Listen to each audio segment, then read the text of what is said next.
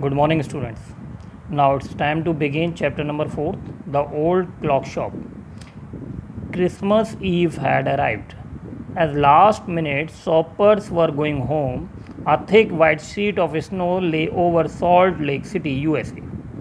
Means it was Christmas evening, and it was the time to close shops at Salt Lake City in USA. What was the name of city? Salt Lake City, USA. So yet the lights were still burning. Yet means still. Yet the lights were still burning in the old clock shop, as Ray, its old deaf owner, worked on a clock he had sold that day. Means lights in Ray's shop were on, as that particular time was to close the shop, but lights was on in the Ray's shop because he was repairing a clock that he had sold. Ray, the owner of the shop, was old and deaf. Having finished his work, Ray stood up and was on his way to the back room when a cold rush of air from the front door hit the back of his neck.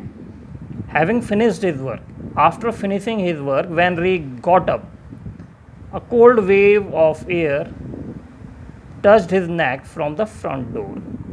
Means cold rush air came. Now he turned to meet a last minute shopper, but his old wise eyes told him that this was not a shopper. He turned to see the shopper who came to his shop at the last minute, but as a wise and experienced person, he noticed that they were not shoppers. He saw two men, one in his 20s and the other closer to 50. He analyzed their ages. He estimated their ages, okay, because they were two men. The younger man remained at the door. The older man approached the counter with no sign of friendliness in his eyes.